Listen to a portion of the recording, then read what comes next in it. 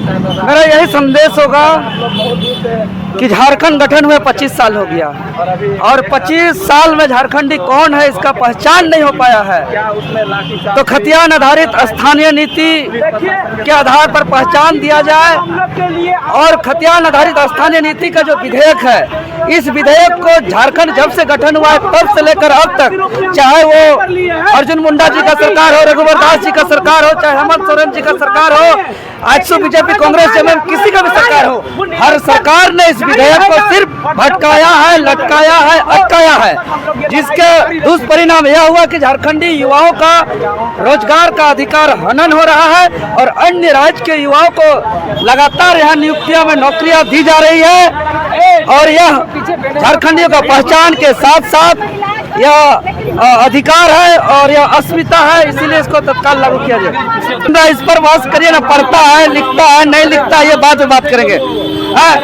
आप नीति क्यों नहीं बना रहे हैं? 1.5 साल से जो है कि ठंडी अवस्था में रख दिए हैं विधेयक को। जब महामहिम राज्यपाल जी ने लौटाया है शीतकालीन सत्र के दौरान और उसके बाद से जो है कि अभी तक उसका कुछ अता पता नहीं है। तो मैं यही कहना चाहता हूँ, आज हमारी जमीन खतरा में है। जब 1932 की बात करते हैं, स्थानीय नीति की बात करते हैं, निजी नियोजन की बात करते हैं, तो उन्हें दारू बेचने का काम क्योंकि सिखाते हैं। आज टेंडर पास किया जा रहा है, हमारे बच्चों को भविष्य को बर्बाद किया जा रहा है, हमारे बच्चों को पशु समान बनाया जा रहा है और दारू गाँव में बेच के कहीं न कहीं ये हमारे भविष्य को, झारखंड की बच्चों का भविष्य को कर्क में डालने का काम किया जाएगा।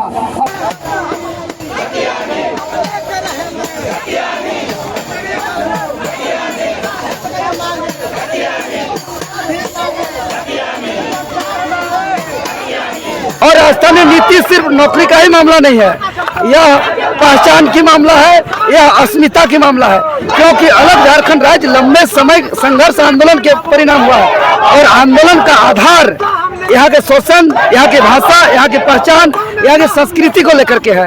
लेकिन आज जिस उद्देश्य से अलग राज्य का गठन हुआ वो उद्देश्य के अनुरूप काम नहीं हुआ। अभी जितने सरकारें सिर्फ टाल मटोल हुआ स्थानीय नीति मामले पर। देखिए बाबूलाल मरांडी जी जब मुख्यमंत्री बने थे तो 8 अगस्त 2002 को स्थानीय नीति विधेयक को पारित किया था। उन्होंने जिला का अंतिम सर्वे रिपोर्ट में जिसका नाम दर्ज है उसी को उस जिला का व्यक्ति माना था। लेकिन एक याचिका के आधार पर 23 नवंबर 2002 को माननीय हाईकोर्ट से वो निरस्त होता है।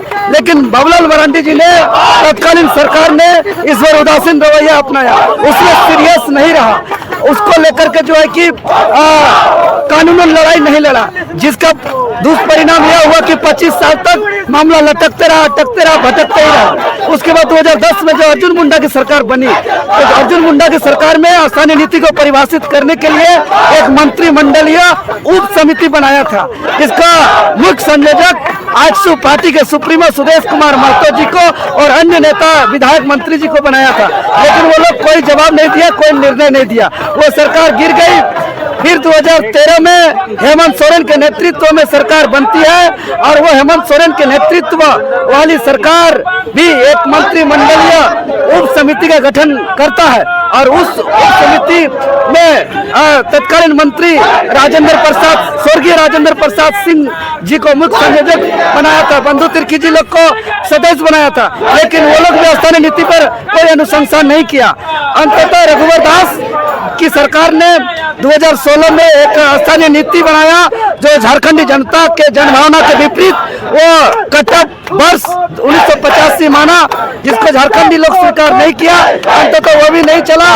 फिर 2019 में जब हेमंत सोरेन की सरकार बहुमत की सरकार बनी और बहुमत की सरकार ने टाल मटोल करती रही और जब जनता उसके खिलाफ आंदोलन हुआ और 7:40 में चलते हम लोग आंदोलन किए और आंदोलन के दुष्परिणाम परिणाम स्वरूप देखे कि चुनाव से कुछ महीना पहले 11 नवंबर 2002 को एक विशेष सत्र मात्र बुला करके खतियान आधारित स्थानीय नीति विधेयक 2022 को पास करता है, लेकिन राज्यपाल के पास आने के बाद कुछ दिन रोकने के बाद अटॉर्नी ऑफ जनरल का सुझाव के साथ, संदेश के साथ फिर से विधानसभा को वापस कर दिया जाता है।